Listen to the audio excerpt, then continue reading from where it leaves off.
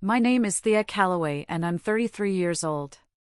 The last thing I remember before the floor rose up to meet me was the sound of the printer jamming for the third time that morning, a small, stupid detail that somehow felt more real than the pain spreading through my chest. 1 second I was reaching for a stack of patient charts. The next I was on the tile of the nurse's station, and the world had gone soft and gray at the edges. Someone was calling my name. Someone else was shouting for a crash cart. I remember thinking, absurdly, that I still had 4 more charts to update before my shift ended. I woke up under fluorescent lights, and 4 taped to the back of my hand, a monitor beeping somewhere near my head. A doctor I didn't recognize was reading something off a chart, and a nurse I did recognize, because I'd worked beside her for 6 years, was gripping my fingers like she was trying to keep me tethered to the bed. My chest ached in a place I couldn't name.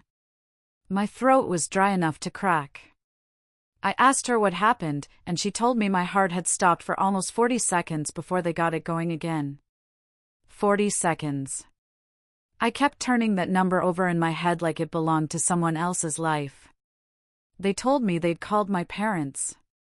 Of course they had. I was listed as their daughter on every emergency contact form I'd filled out since nursing school, and some habits are hard to unlearn even once you know better.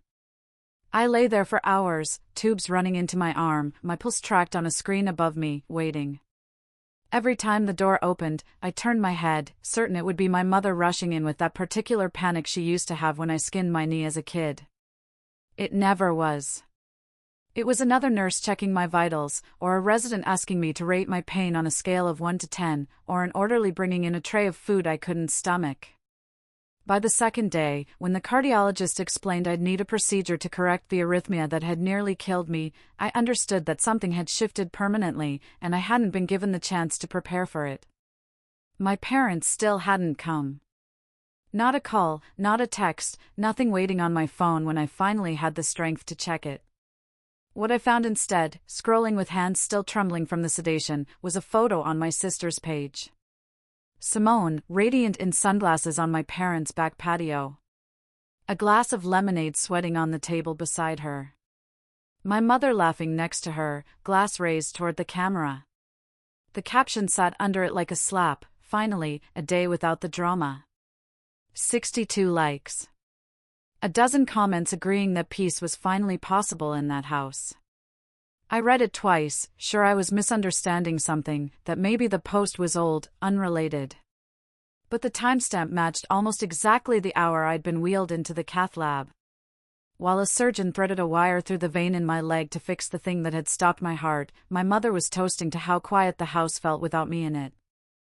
I want to explain something about my family, because I think it matters here. For as long as I can remember, I had been cast as the difficult one, the one who asked too many questions, who pushed back when things felt unfair, who wanted an explanation instead of an apology that meant nothing. Simone had always been the easy one, the golden one, the one who agreed with whatever my parents wanted and got rewarded for it. I used to think my role in the family was temporary, a phase I'd grow out of once they saw how hard I worked, how much I'd sacrificed, how far I'd come from the girl who used to cry herself to sleep after every holiday argument. I became a nurse partly because I wanted to matter to someone, to be needed in a way that felt undeniable. And there I was, needed in the most literal sense a human being can be needed, and the people who were supposed to show up had chosen a picture of lemonade instead. I didn't cry when I saw the post. I want to be honest about that, because I think people expect tears in a moment like this. What I actually felt was different, colder, more focused. Something inside me that had been bending for 33 years finally found its breaking point, and instead of shattering, it hardened into something clear and deliberate. I set the phone face down on the hospital blanket and stared at the ceiling tiles for a long time, running numbers in my head that had nothing to do with my heart rate. Because there was one thing my parents didn't know I still had access to, one thing they'd always assumed was permanently theirs, tucked away and forgotten the way people forget things they think will never be questioned.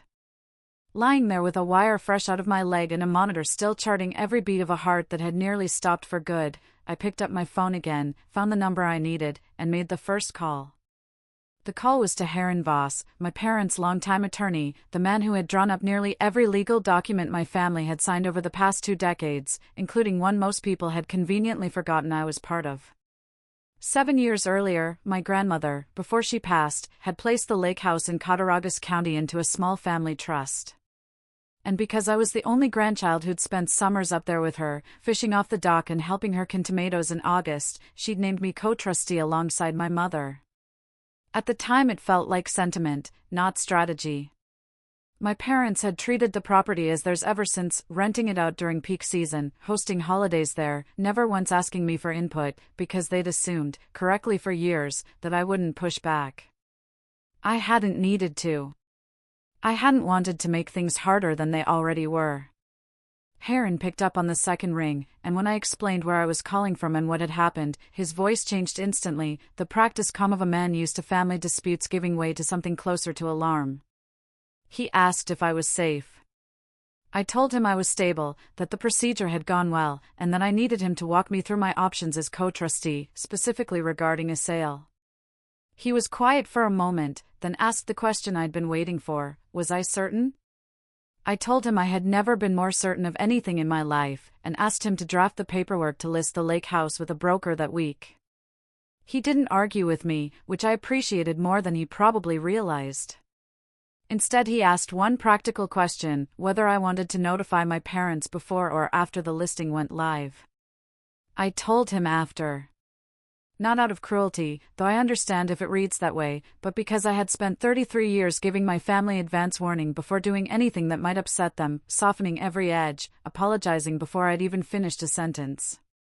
And I was done extending that particular courtesy to people who couldn't be bothered to sit in a hospital waiting room while my heart was restarted with electricity. The listing went up 9 days later, while I was still recovering at home with a compression bandage on my leg and a bottle of beta blockers on my nightstand. My phone started buzzing within hours. My mother first, 3 missed calls in a row, then a voicemail with her voice climbing steadily from confusion into fury. Then my father, more measured but no less angry, asking how I could possibly do this to the family, as if the family had done nothing to me first. Then Simone, who'd apparently heard from a neighbor who'd seen the sign go up at the end of the driveway, sent a single text: "You're seriously doing this because of a Facebook post?" I stared at that message for a long time before answering. I wrote back that it wasn't about a Facebook post. It was about 40 seconds. It was about a hospital bed and an empty doorway and a lifetime of being the daughter who got called difficult for wanting the same basic care everyone else in that family received without question. I told her that watching a photo of lemonade and sunglasses while I was in surgery hadn't started anything, it had simply shown me something that had been true for a very long time, something I'd been too afraid to look at directly until my own heart forced the issue. My mother eventually called and asked, voice shaking, whether there was anything she could do to stop the sale. I told her the papers were already filed and the first showing was scheduled for the following weekend. She asked how I could be so cold. I told her I'd learned from the best. It wasn't kind, and I'm not going to pretend it was, but it was honest, and honesty had been in short supply between us for a very long time. The house sold 6 weeks later to a young family from Buffalo who planned to fix up the dock and paint the shutters a different color.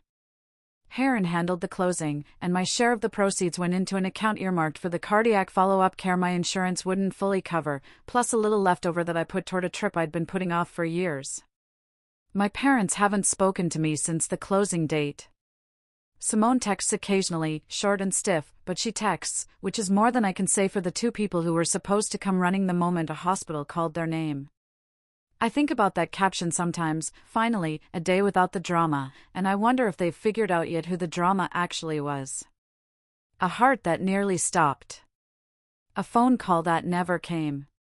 A house that used to belong to everyone and now belongs to no one, sold by the one daughter they never expected to fight back. If this story meant something to you, if you've ever been the one who kept showing up for people who never showed up for you, hit subscribe, because there are a lot more stories like mine still to tell. And I promise you, this won't be the last time someone finally decides enough is enough.